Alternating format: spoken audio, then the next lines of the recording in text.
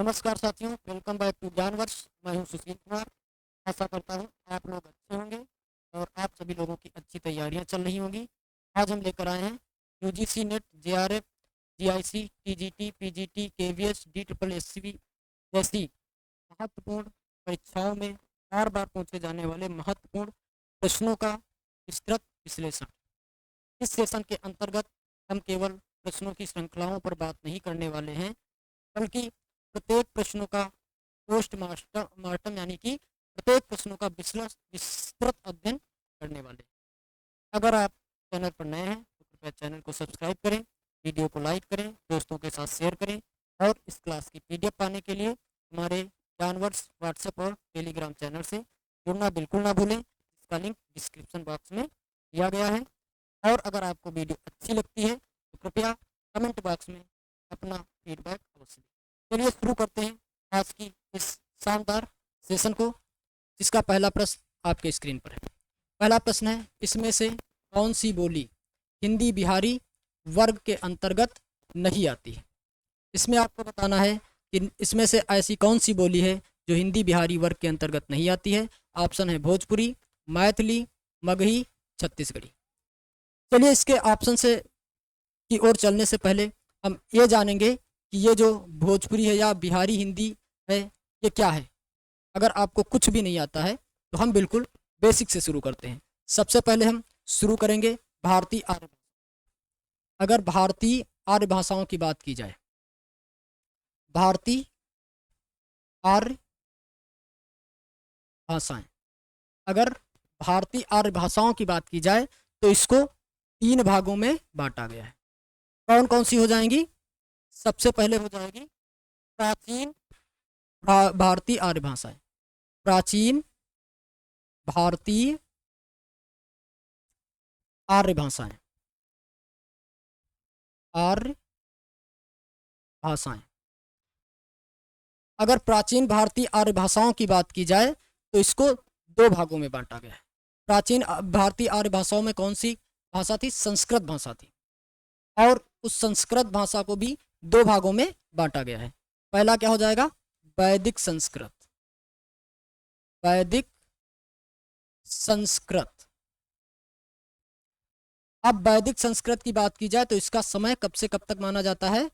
2000 ईसा पूर्व से 800 ईसा पूर्व तक। अब अगर इसमें बात करें कि जो वैदिक संस्कृत है इसमें कौन सी रचनाएं हैं, कौन सी कृतियां हैं, कौन से ग्रंथ लिखे गए हैं, तो क्या हो जाएंगे? वेद। इसमें क्या लिखे गए? इस भाषा में क्या कौन से ग्रंथ लिखे गए? वेद लिखे गए। वेदों को और क्या कहते हैं? वेदों को संहिता भी कहा जाता है। क्या कहा जाता है? संहिता कहा जाता है। और क्या कहा जाता है? श्रुति भी कहा जाता है। और श्रुति भी कहा जाता है। अब अगर बात करें वेदों की संख्या कितनी है, तो वेदों की संख्या 4 है। अब चारों वेदों के नाम क्या हैं? तो नाम क्या हो जाएंगे? पहला वेद क्या हो जाएगा? ऋग्वेद। पहला वेद क्या है? ऋग्वेद। अगर दूसरे वेद की बात की जाए तो दूसरा वेद क्या हो जाएगा? यजुर्वेद। यजुर्वेद। अगर तीसरे वेद की बात की जाए तो तीसरा वेद क्या हो जाएगा? सामवेद। सामवेद। अगर चौथे वेद की बात की जाए तो क्या हो जाएगा? अथर्ववेद।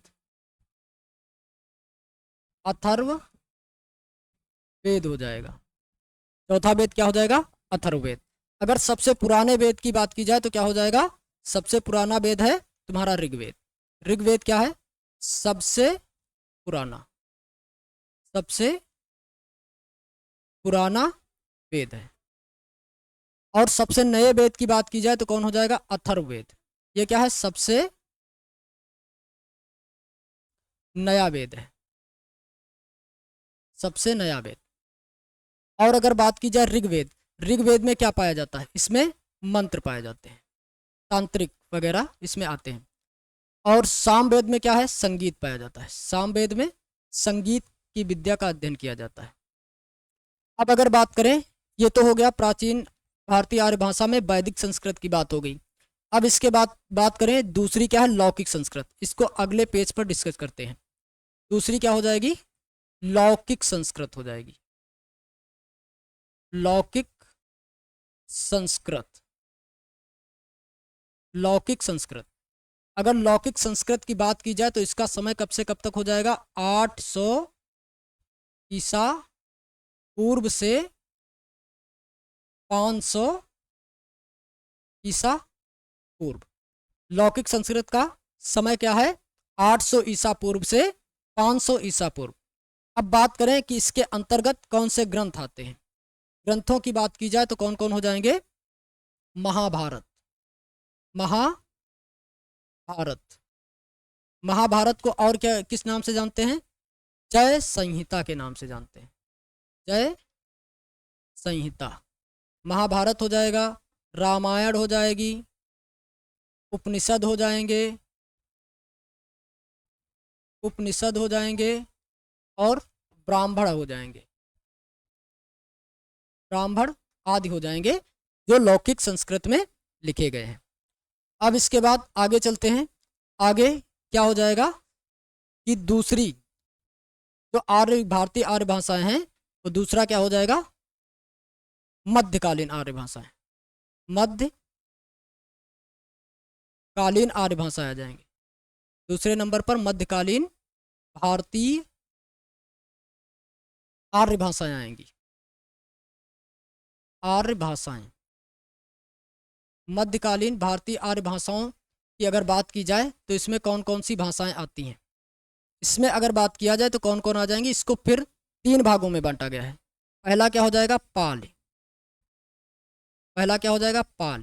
पाल के अगर समय की बात की जाए तो क्या हो जाएगा, 500 ईसा पूर्व से 1 ईस्वी तक, 1 ईस्वी तक पाल का समय माना जाता है। इसके बाद क्या आ जाएगा, प्राकृत आ जाता है। इसके बाद प्राकृत आ जाता है। प्राकृत का समय कब से कब तक माना जाता है, 1 ईस्वी से 500 ईस्वी तक, 1 ईस्वी से 500 ईस्वी तक इसका समय माना जाता है, प्राकृत का समय माना जाता है। इसके बाद बात करें तीसरी मध्यकालीन आर्य भाषा की बात की जाए तो कौन हो जाएगी, अपभ्रंश हो जाएगी, अपभ्रंश हो जाएगी। अपभ्रंश का समय कब से कब तक माना जाता है, 500 ईस्वी से 1000 ईस्वी का जो समय है वो किसका समय माना जाता है, अपभ्रंश का समय माना जाता है। और अपभ्रंश की अगर बात की जाए तो डॉक्टर भोलानाथ तिवारी के अनुसार अपभ्रंशों की संख्या 7 बताई गई। पहले 6 थी, अब एक नई जुड़ करके 7 हो गई। जो नई अपभ्रंश है वो क्या हो जाएगी, 10 हो जाएगी। तो अभी उसके बारे में अभी डिटेल से डिस्कस करेंगे। उसके पहले एक और भारतीय आर्य भाषा रहेगी, उसके बारे में भी थोड़ा जान लेते हैं। तीसरी क्या हो जाएगी भारतीय आर्य भाषा, आधुनिक, आधुनिक भारतीय आर्य भाषाएं हो जाएंगी। आधुनिक भारतीय आर्य भाषाओं में बात की जाए तो इसके अंतर्गत कौन कौन सी आती हैं, इसके अंतर्गत आपकी आ जाएगी राजस्थानी हिंदी, राजस्थानी, पश्चिमी, पश्चिमी बांग्ला, उड़िया आदि आ जाएंगी। आज जितनी भी आधुनिक भाषाएं हैं वो सभी इसके अंतर्गत आ जाएंगी। अब अगर बात किया जाए राजस्थानी, पश्चिमी, बांग्ला, उड़िया, इनका विकास कैसे हुआ है, तो इनका विकास अपभ्रंश से माना जाता है। तो किस अपभ्रंश से किस भाषा का विकास हुआ है ये अब जानेंगे। इसके लिए हम क्या बात करेंगे, पहले अपभ्रंश देख लेते हैं कितने प्रकार के। तो डॉक्टर भोलानाथ तिवारी के अनुसार अगर बात किया जाए तो अपभ्रंशों की संख्या कितनी है, 7। डॉक्टर भोलानाथ तिवारी के अनुसार,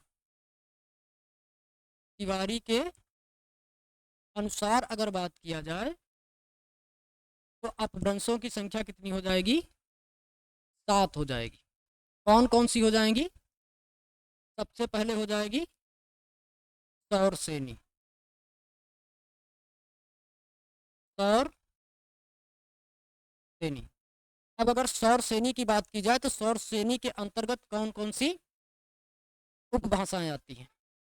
तो सौर सेनी के अंतर्गत अगर उपभाषाओं की बात की जाए तो कौन कौन सी आ जाएंगी? राजस्थानी हिंदी, राजस्थानी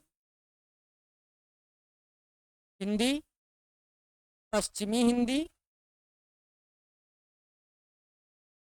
पश्चिमी हिंदी, और क्या आ जाएगी? गुजराती, गुजराती आ जाएगी। ये जो 3 भाषाएं हैं ये सौर सेनी के अंतर्गत आती हैं।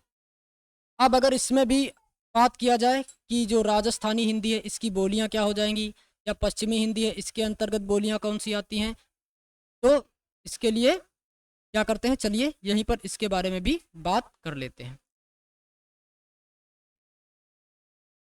अब बात करें राजस्थानी। राजस्थानी के अंतर्गत अगर बात किया जाए तो इसमें कितनी बोलियां आती हैं? 4 बोलियां आती हैं। डिस्कस चलो आगे करेंगे नेक्स्ट पेज पे, यहाँ पर देख लेते हैं कि इसके अंतर्गत कितनी आती हैं। अगर पश्चिमी हिंदी की बोली की बात की जाए तो इसके अंतर्गत 6 बोलियां, 6 बोलियां आती हैं। गुजराती हिंदी के अंतर्गत नहीं आती है। अगला देख लें, अगला कौन सा अपभ्रंश है?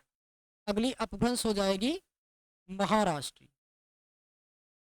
महाराष्ट्री अपभ्रंश हो जाएगी, महाराष्ट्री अपभ्रंश हो जाएगी। अगर महाराष्ट्री अपभ्रंश की बात की जाए तो इसके अंतर्गत कौन सी बोली आएगी या उपभाषा आएगी? तो महाराष्ट्री के अंतर्गत मराठी आती है, मराठी आ जाएगी। इसके बाद फिर बात किया जाए कौन सी अपभ्रंश होगी? 3 नंबर पे पैसाची आ जाएगी, 3 नंबर पे पैसाची अपभ्रंश आ जाएगी, पैसाची अपभ्रंश हो जाएगी। तो पैसाची के से जो निकलने वाली उपबोलियां हैं वे कौन कौन सी हो जाएंगी? लहदा पंजाबी। पैसाची, पैसाची अपभ्रंश से निकलने वाली बोलियां कौन हो जाएंगी? लहदा और पंजाबी हो जाएंगी, लहदा पंजाबी। अब अगले पेज पे चलते हैं। अगले पे कौन सा आ जाएगा? इसके बाद फिर 4 नंबर पे कौन सी अपभ्रंश आ जाएगी? पैसाची और ब्राचड़ आ जाएगी। ब्राचड़, अगर ब्राचड़ की बात की जाए तो ब्राचड़ के द्वारा कौन कौन सी उपबोलियां निकली हैं? सिंधी निकली है, ब्राचड़ से सिंधी निकली है। इसके बाद अब बात करें, ब्राचड़ के बाद 5वें नंबर पर अर्धमागधी आएगी, अर्धमागधी, अर्धमागधी अपभ्रंश। ये सारे क्या हैं? अपभ्रंश हैं। ये जो ग्रीन कलर से लिखे गए हैं ये सारी क्या हैं? अपभ्रंश हैं। और अगर अर्धमागधी अपभ्रंश से बात की जाए तो इसके अंतर्गत कौन सी निकली है? पूर्वी हिंदी निकली है, पूर्वी हिंदी, पूर्वी हिंदी निकली है। आगे बात करें तो इसके बाद 6 नंबर पे कौन आ जाएगी? मागधी, 6 नंबर पर मागधी अपभ्रंश आ जाएगी। और 7वें नंबर पे क्या आ जाएगी? खस अपभ्रंश आ जाएगी, जो सबसे नई अपभ्रंश मानी जाती। वैसे तो जो ये खस अपभ्रंश में आने वाली बोलियां हैं इसको सौर सेनी के अंतर्गत रखा जाता है। अब अगर खस अपभ्रंश की बात की जाए या मागधी अपभ्रंश, तो मागधी अपभ्रंश से कौन सी उपबोली निकली है? तो इसके अंतर्गत बिहारी निकली। जो अभी प्रश्न में पूछा गया था वे बोलियां इसी के अंतर्गत यानी मागधी अपभ्रंश से विकसित हुई हैं। खस अपभ्रंश की अगर बात की जाए तो इससे कौन सी निकली है? पहाड़ी हिंदी निकली, पहाड़ी हिंदी से बिहारी हिंदी। ये क्या होगी आपके? ये हो गए अपभ्रंश, और ये अपभ्रंश से निकलने वाली उप बोलियां हो जाएंगी।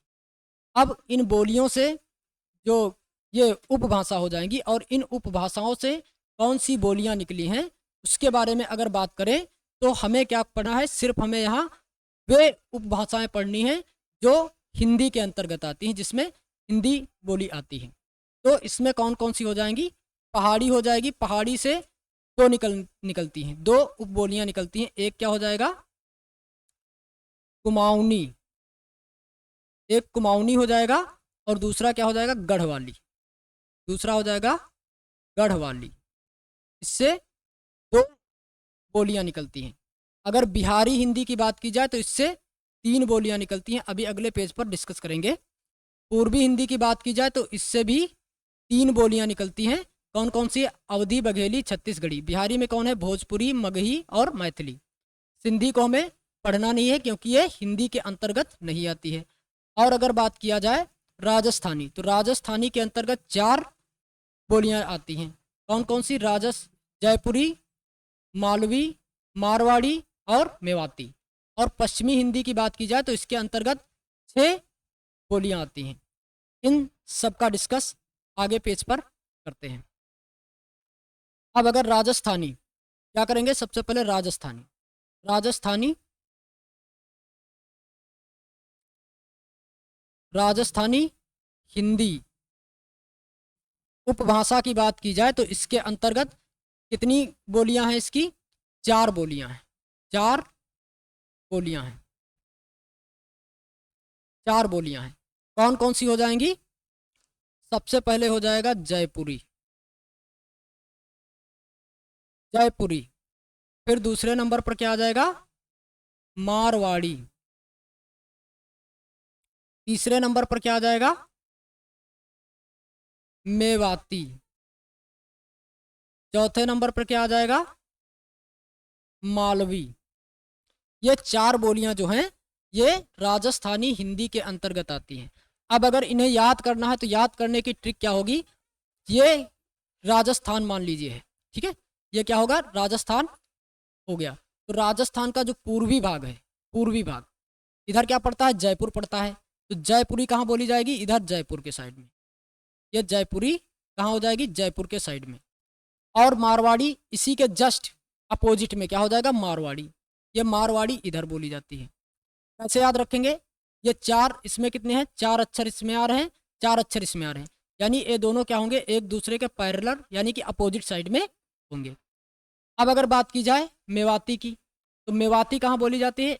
ऊपरी साइड में बोली जाती है, हरियाणा के साइड में। मेवाती इधर हो जाएगी। और मालवी ये कहाँ आ जाएगी? मालवी नीचे आ जाएगी। तो इस हिसाब से राजस्थानी हिंदी की जो 4 बोलियां हैं उनका क्षेत्र इस प्रकार से बट जाएगा। अब आगे बात करेंगे राजस्थानी हिंदी के बाद। अब बात करेंगे हम पश्चिमी हिंदी के बारे में। तो अगर पश्चिमी हिंदी के बारे में बात किया जाए, पश्चिमी हिंदी, तो इसके अंतर्गत कितनी बोलियां हैं? 6 बोलियां आती हैं। कौन कौन सी बोलियां आती हैं? सबसे पहले आ जाएगी खड़ी बोली। खड़ी बोली।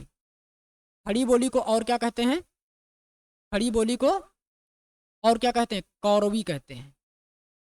और एक कौरवी नाम किसने दिया था? राहुल सांकृत्यायन ने। कौरवी कहते हैं। और अगर दूसरी बोली कौन आ जाएगी? दूसरी आ जाएगी ब्रजभाषा, इसी के अंतर्गत आती है ब्रजभाषा। 3 नंबर पे क्या आ जाएगी? ब्रजभाषा हो गया। 3 नंबर पे हो जाएगा आपका हरियाणवी। हरियाणवी। हरियाणवी को और किस नाम से जानते हैं?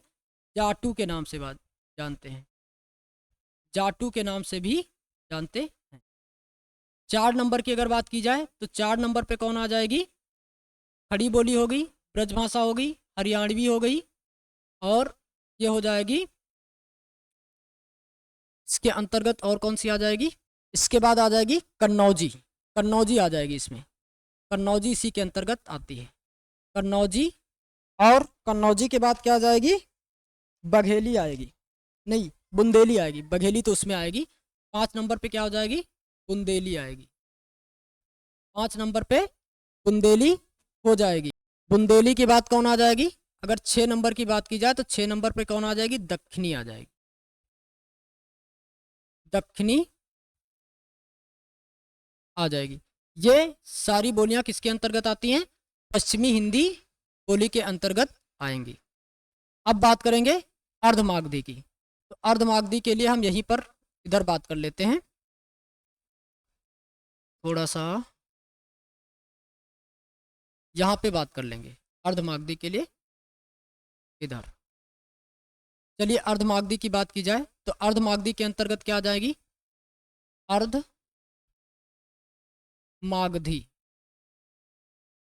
अर्धमागधी के अंतर्गत 3 बोलियां आती हैं। कौन कौन सी आती हैं?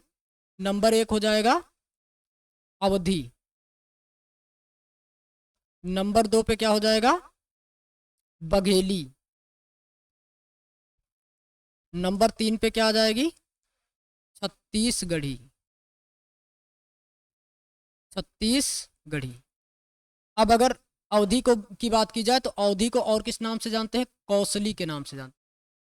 कौशली के नाम से ही जाना जाता है। अब बच गई तुम्हारी मागधी। मागधी की अगर बात की जाए तो मागधी के अंतर्गत 3 बोलियां आती हैं। मागधी। वैसे तो मागधी के अंतर्गत कौन कौन सी आ जाएंगी? वैसे तो मागधी के अंतर्गत अगर बात किया जाए तो आ जाएगी आपकी बिहारी, और एक तो बिहारी आती है, ठीक है, बिहारी आती है, और बिहारी के साथ में बांग्ला, बांग्ला, उड़िया और असमिया भी आ जाती है। असमिया भी आ जाती है। लेकिन हिंदी की अगर बात की जाए तो केवल बिहारी होती है, बिहारी हिंदी आती है, ठीक है। तो हिंदी, बाकी ये सब क्या है? ये हिंदी भाषाएं नहीं है, इसलिए हमको केवल क्या पढ़ना है? बिहारी पढ़ना है। तो अगर बिहारी की बात की जाए तो बिहारी हिंदी की उपबोलियां क्या आ जाएंगी? बिहारी हिंदी की बात की जाए तो इसकी उपबोलियां क्या हो जाएंगी? एक तो हो जाएगी भोजपुरी,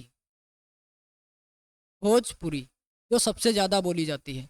दूसरी क्या हो जाएगी? मगही हो जाएगी। 3 नंबर पे क्या हो जाएगी? मैथिली हो जाएगी। मैथिली हो जाएगी। ये क्या हो गए? भाषाओं का वर्गीकरण हो गया। अब प्रश्न क्या पूछ रहा था? अगर प्रश्न की बात की जाए तो प्रश्न क्या था कि इनमें से कौन सी बोली बिहारी हिंदी वर्ग के अंतर्गत नहीं आती है?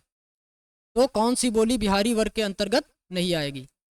भोजपुरी बिहारी के अंतर्गत आती है, मैथिली भी आती है, मगही भी आती है, छत्तीसगढ़ी नहीं आती है। तो इसलिए छत्तीसगढ़ी किसके अंतर्गत आती है? आप कमेंट करके उत्तर दीजिए। इसका सही आंसर क्या हो जाएगा? छत्तीसगढ़ी हो जाएगा। चलिए अगले क्वेश्चन पे चलते हैं। अगर आप इसी तरीके से अपनी तैयारी करना चाहते हैं तो आप हमारे साथ जुड़ सकते हैं। जुड़ने के लिए चैनल को सब्सक्राइब करें और वीडियो को लाइक करें, शेयर करें और कमेंट करके अवश्य बताएं कि आपको क्लास कैसी लग रही है। इसी प्रकार से अगर तैयारी करना चाहते हैं तो चैनल को सब्सक्राइब करना बिल्कुल ना भूलें। अगला प्रश्न है, हरि अनंत हरि कथा अनंता, कहाँ ही सुना ही बहुविध सब संता। राम कथा में तुलसीदास ने यह बात किससे कहलवाई है? ये जो पंक्ति है, ये इसमें जो बात कही गई है, तो ये जो तुलसीदास के रामचरितमानस से लिया गया है, ये बात तुलसीदास ने किससे कहलवाई है? भगवान शिव से कहलवाई है, याज्ञवल्क्य से कहलवाई है, या काकभुसुंडी का कथन है, या तुलसीदास की स्वयं की उक्ति है, या स्वयं का विचार है? आप कमेंट करके बता सकते हैं। तब तक हम तुलसीदास के बारे में थोड़ा सा चर्चा कर लेते हैं। अगर गोस्वामी तुलसीदास की बात की जाए, गोस्वामी तुलसीदास, अगर गोस्वामी तुलसीदास की बात की जाए तो इनका जन्म कब हुआ था? 1500, अगर सर्वसम्मत से बात की जाए तो क्या है इनका? 1589 हो जाएगा। 1589 संबत हो जाएगा अगर सर्वसम्मत से बात की जाए। बाकी और अगर बेनी माधव या रघुवर दास से के अनुसार बात किया जाए तो 54 हो जाएगा। शिव सिंह सेंगर के अनुसार बात किया जाए तो 83 हो जाएगा। लेकिन जो सर्वसम्मत है, जो सर्वमान्य है, उसके अनुसार अगर बात किया जाए तो इनका जन्म क्या हो जाएगा? 1589 संबत हो जाएगा।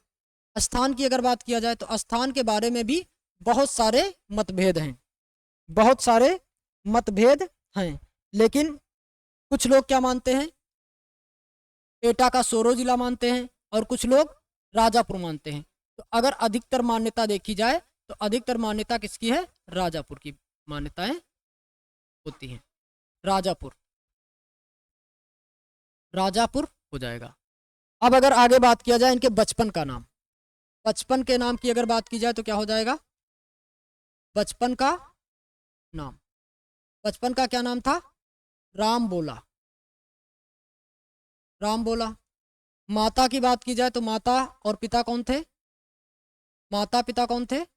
माता का क्या नाम था? तुलसी, तुलसी ने तुलसी जायो। और पिता का नाम क्या था? आत्माराम, आत्मा राम दुबे, आत्माराम दुबे था। ये हो गया इतना। अब अगर बात की जाए इनके गुरु की, तो गुरु की अगर बात किया जाए तो गुरु कौन हो जाएंगे? इनके दो गुरु थे। गुरु की अगर बात किया जाए तो कौन कौन हो जाएंगे गुरु? एक तो हो जाएंगे नरहर्यानंद, नरहर्यानंद। ये जो नरहर्यानंद है ये इनके कौन से गुरु थे? ये दीक्षा गुरु थे। इन्होंने क्या दी थी? दीक्षा। तो इनको क्या कहा जाता है? दीक्षा गुरु। ये दीक्षा गुरु थे। और अगर इनके शिक्षा गुरु की बात की जाए तो शिक्षा गुरु कौन थे? शेष सनातन, शेष सनातन इनके क्या थे? शिक्षा गुरु थे। इन्होंने शिक्षा गुरु शेष सनातन को माना जाता। और अगर आचार्य रामचंद्र शुक्ल के अनुसार बात किया जाए तो आचार्य रामचंद्र शुक्ल नरहर्यानंद को इनका गुरु नहीं मानते, यानी नरहर्यानंद को आचार्य शुक्ल, यहीं पर कंफर्म कर दें, आचार्य शुक्ल नरहर्यानंद को इनका गुरु नहीं मानते। नरहर्यानंद को इनका गुरु नहीं मानते, इनका गुरु नहीं मानते। और आगे अब इनकी रचनाओं की अगर बात किया जाए, रचनाओं की अगर बात की जाए तो इनकी कितनी रचनाएं हो जाएंगी? रचनाओं पर अगर बात किया जाए तो कितनी रचनाएं हैं? 12 रचनाएं हैं। और कोई कहीं कहीं तो 13 भी उल्लेख मिलता है। उसी में जो हनुमान बाहु को, इसको बहुत लोग अलग मानते हैं, लेकिन बहुत लोग कवितावली का ही पाठ मानते हैं। इसलिए कोई कोई इन्हें 12 मानता है और कुछ लोग 13 मानते हैं। अब रचनाओं की अगर बात की जाए तो कौन कौन सी हो जाएंगी? सबसे पहली रचना क्या हो जाएगी? वैराग्य संदीपनी, वैराग्य संदीपनी हो जाएगी।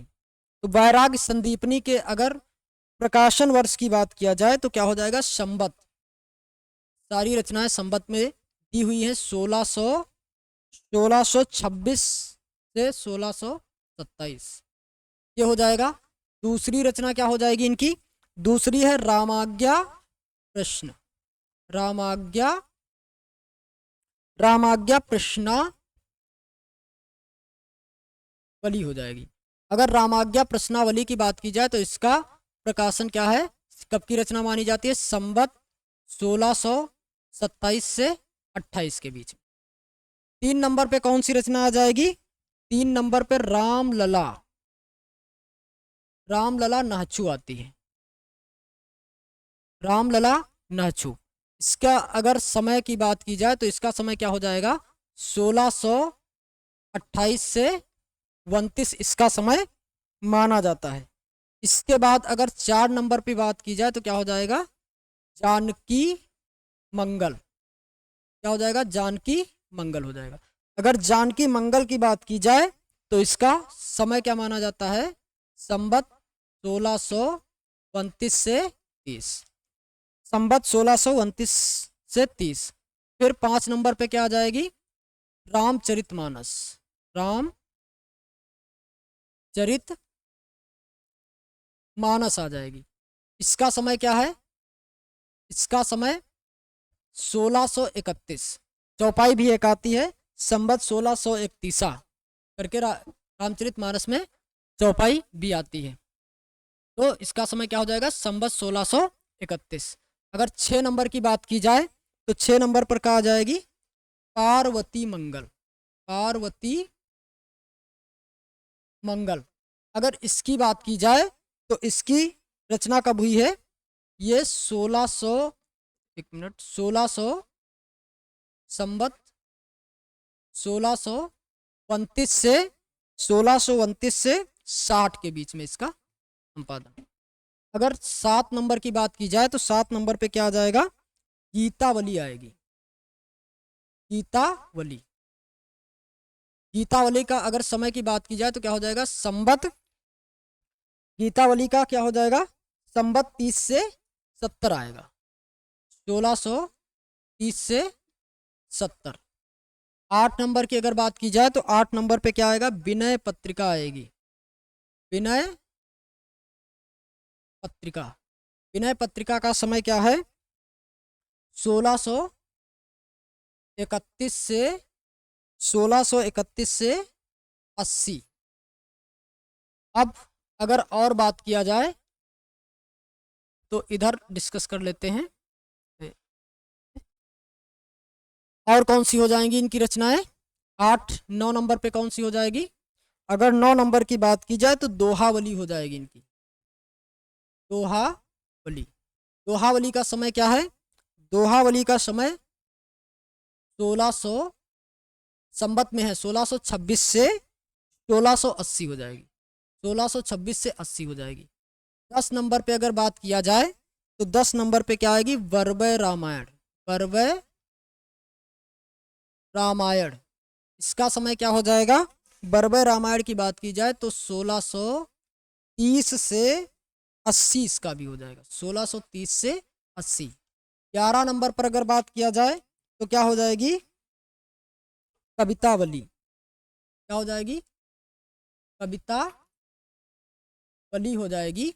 और कवितावली का समय क्या हो जाएगा, 1631 से 80 हो जाएगा, 1631 से 80। कितनी रचनाएं हो गई, 1 2 3 4 5 6 7 8 9 10 11। एक कौन सी रचना रह गई है, एक कौन सी छूट गई है रचना,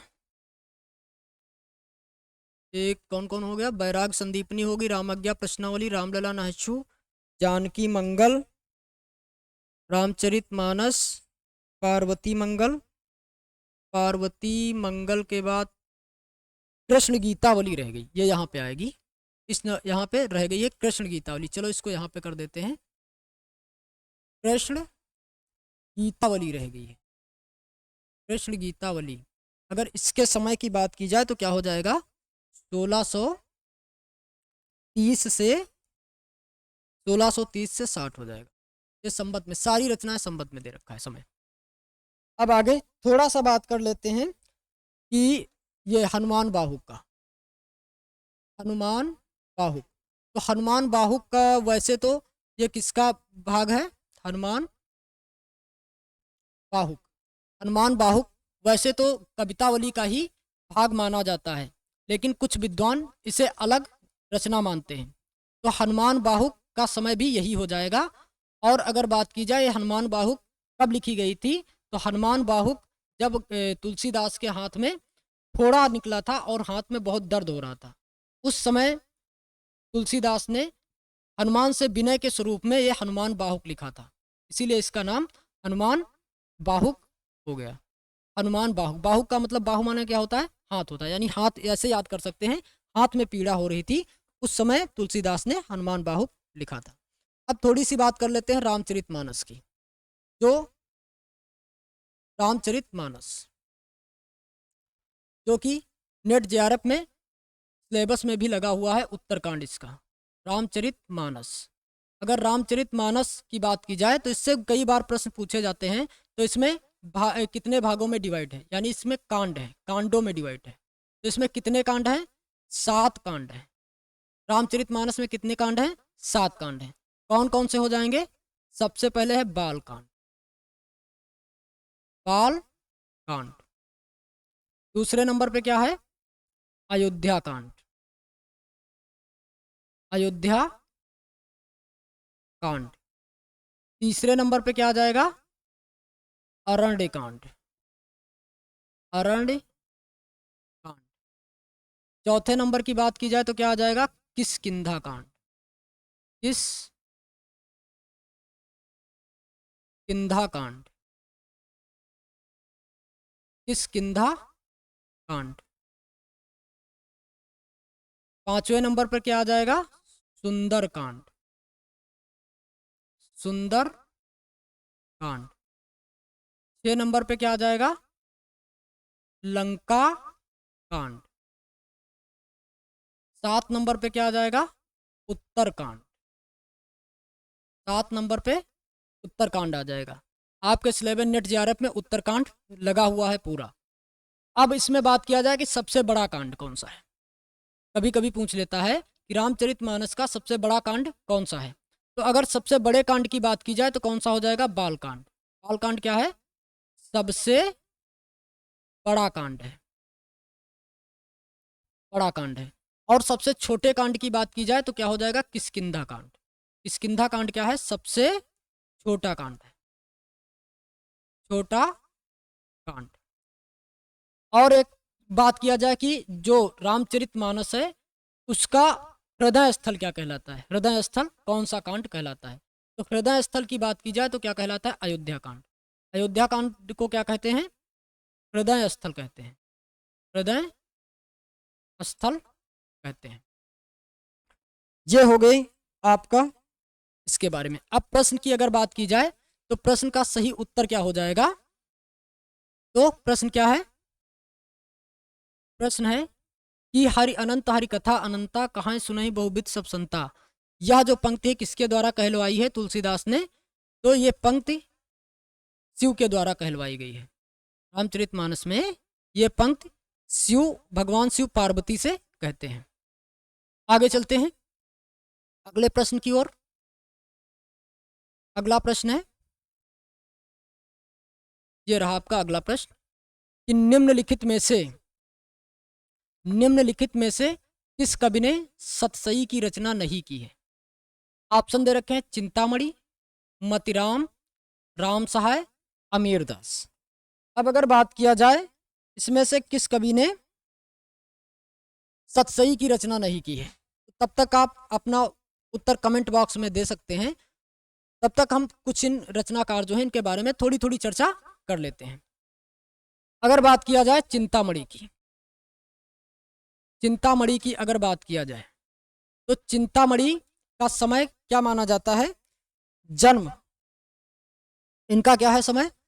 1609 से 1685 ईस्वी में है।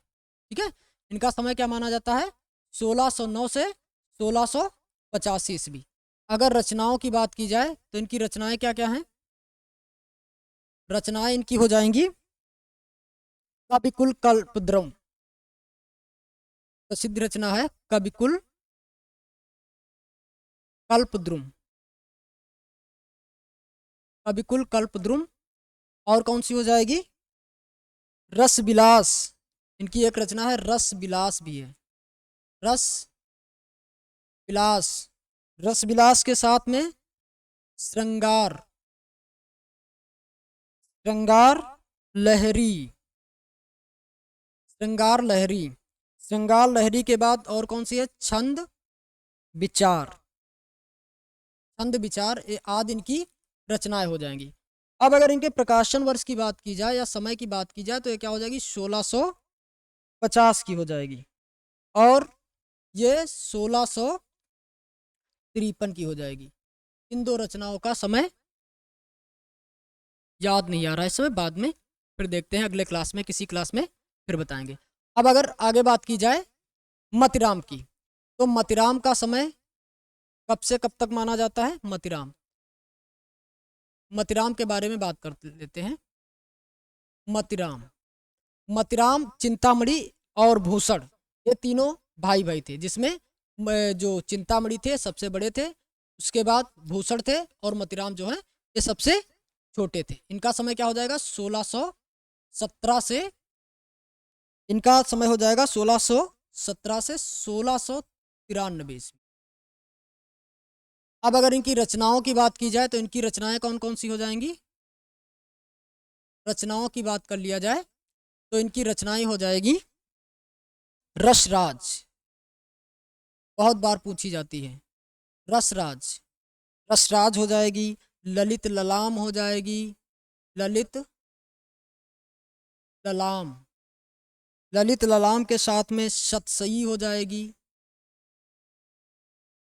सतसई हो जाएगी। सतसई के बाद अलंकार सर्वस्व, अलंकार,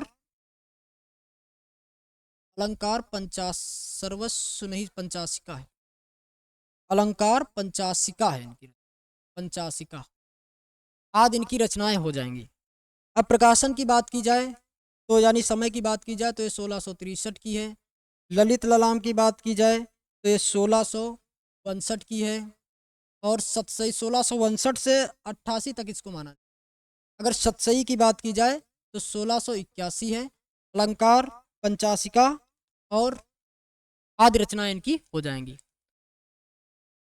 अगले अगर बात की जाए अगले कवि कौन से हैं, कौन से रह गए हैं उसमें देख लेते हैं एक बार कौन कौन से कवि हो गए। इसमें हो गए चिंतामणि मतिराम, राम सहाय और अमीर दास। राम सहाय की बात करें, अगर राम सहाय की बात किया जाए, राम सहाय, राम सहाय की अगर बात की जाए तो राम सहाय कब के हैं, ये राम सहाय का समय क्या हो जाएगा, आप लोग कमेंट करके बताइएगा राम सहाय का समय क्या हो जाएगा। अगर इनकी तब तक रचनाओं की बात कर लिया जाए, रचनाएं क्या हैं इनकी, रचनाएं हो जाएगी व्रत तरंगिणी, व्रत तरंगिणी हो जाएगी। श्रृंगार सतसई हो जाएगी, श्रृंगार सतसई हो जाएगी। और क्या हो जाएगी, वर्णभूषण, वर्णभूषण, वर्णभूषण नहीं वाणीभूषण, क्या हो जाएगा, वाणीभूषण आदि इनकी रचनाएं हो जाएंगी। आगे चलते हैं, एक और रह गए उनका भी विश्लेषण यहीं पे कर लेते हैं। अमीर दास, अमीर दास की अगर बात किया जाए तो अमीर दास का समय क्या हो जाएगा, 1783, 1783 हो जाएगा। इनकी अगर रचनाओं की बात की जाए तो कौन हो जाएंगी, सभा मंडन हो गई, सभा मंडन, व्रत चंद्रोदय, सभा मंडन, व्रत चंद्रोदय और ब्रजविलास, ब्रज विलास सतसई आदि इनकी रचनाएं हो जाएंगी। तो अब तक तो पता चल गया होगा कि इस प्रश्न का सही उत्तर क्या होगा। आप लोग कमेंट करके बताएं कि इस प्रश्न का सही उत्तर क्या हो जाएगा। इस प्रश्न का अब सही उत्तर हम नहीं देंगे, आप लोगों को कमेंट करके बताना है, क्योंकि जितने भी इसमें कवि हैं सबके बारे में चर्चा कर लिए कि उनकी क्या क्या रचनाएं हैं वो भी बता दिए हैं। तो अब आपको इसमें बताना है कि कौन सी रचना, कौन से ऐसे कवि हैं जिन्होंने सतसई की रचना नहीं की है। इसी प्रकार के बहुत सारे और भी प्रश्न हैं। अगर आप ऐसे ही हमारे साथ ऐसे ही अपने एग्ज़ाम की तैयारी करना चाहते हैं तो हमारे साथ जुड़ करके आप अपने एग्ज़ाम की अच्छी से अच्छी तैयारी कर सकते हैं। हमसे जुड़ने के लिए आप हमारे चैनल को सब्सक्राइब करें, और अगर आपको वीडियो अच्छा लगा हो, पसंद आया हो तो चैनल को सब्सक्राइब करें, कमेंट में अपना फीडबैक अवश्य दें और दोस्तों के साथ शेयर करें, वीडियो को लाइक करें। चलिए आज के लिए बस इतना ही, फिर मिलते हैं अगले क्लास में। और हाँ, अगर आपको इस क्लास की PDF चाहिए, प्रिंटेबल फॉर्म में भी मिल जाएगी, और ये क्लास वाली PDF दोनों अगर PDF चाहिए तो आपको हमारे व्हाट्सएप और टेलीग्राम चैनल से जुड़ना होगा। वहाँ पर सारी PDF प्रोवाइड की जाएंगी, जिसका लिंक डिस्क्रिप्शन बॉक्स में दिया गया है। आसानी से आप जुड़ सकते हैं। अगर किसी भी प्रकार की समस्या आती है तो नीचे दिए गए नंबर पे आप हमसे संपर्क कर सकते हैं। तो आज के लिए इतना ही। आशा करता हूँ आपको सेशन अच्छा लगा होगा, पसंद आया होगा। चलिए आज के लिए इतना ही, फिर मिलते हैं अगले एपिसोड में। तब तक के लिए बाय बाय, जय हिंद।